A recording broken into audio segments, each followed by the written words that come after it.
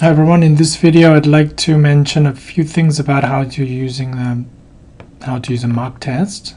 This is our student view of our WebAssign page, and you find this link down there in the lower left corner. If you click on it, you have an access to documents, tests, and the YouTube videos.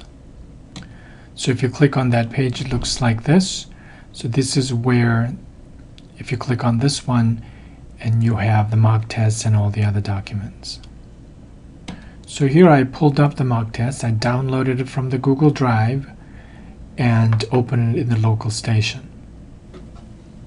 That was the cover page. In the second page it has some instructions and you must read those and things that are in the handbook. Many problems in the mock test look like this, and choose one of the problems in 6.3 from 45 to 52 like this. You will definitely try more than one problems, and here's how you're going to do it. And sometimes it comes with this type of instruction. Make sure you understand this instruction by either sending me a message or go in and find out the class slides. We're going to talk about class slides later. So I'm going to go to the WebAssign and find out what to do about the section 6.3, number 45 to 52. This is our WebAssign page again, and if you look at assignments, you will see a lot of practice assignment like this. So these are assignments with a 0 point assigned to it, but if you click on one of those, it'll show the entire list of problems. You can try as many as you want and without hurting your grades. For example, 6.3, 45 to 52. So it pulled up, it's pulling the entire list of a problem from that exercise set, so it might take a while. But it's going to pull up all the problems. Then you can scroll down and find out what this number 45 and through whatever the rest of the part is. So you can practice it here, and you can read the part of the textbook, and you can watch the video they have, and so on. So this is how you're going to practice. Again, this is our mock test, and not just one problem. You must try and several problems there. The bottom of each page, I have put the spaces here to help you to practice and perform better. You absolutely want to reach this status where you can solve the problem from the beginning to the end with the completion without looking at anything, just everything come from you. If you reach that level, I assure you that you can do that in the test. As you reach that level, usually you can do that in a reasonable amount of time. So these two things actually come in pair.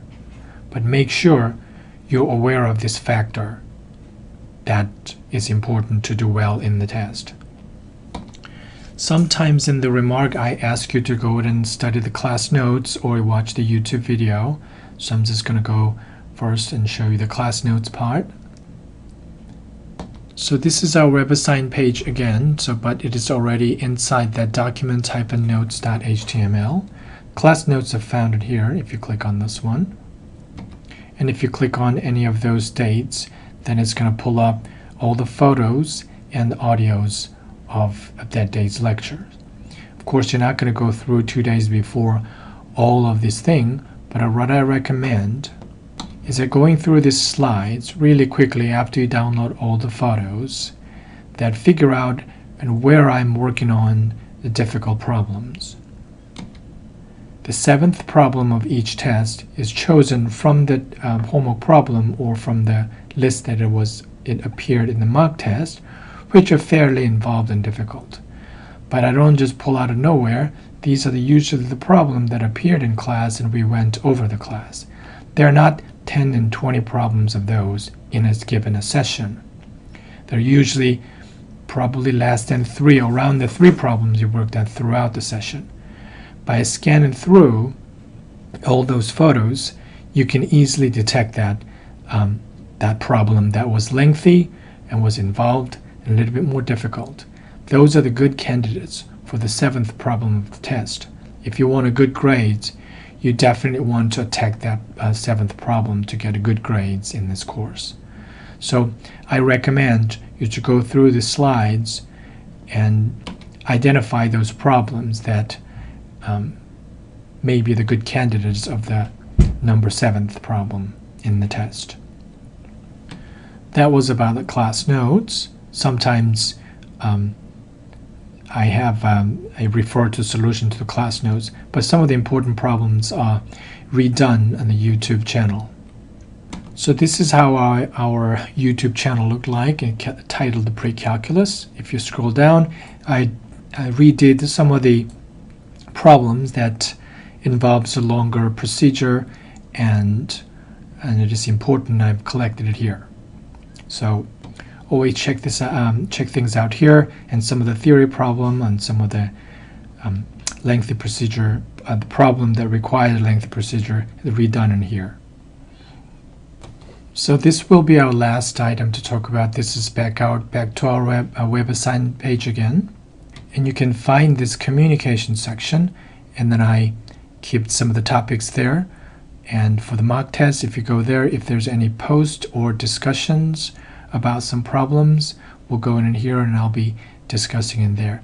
And during the session, sometimes I post some solutions or helps about the homework problems in here. So you might want to take a look at some of those during the session, or right before the test, you may want to check out some of the postings in this mock test area. So if you click on that, you can see there's 3 postings there, and each period I blog here in this area about mock tests before the test. Well, that's it, and good luck. Thank you.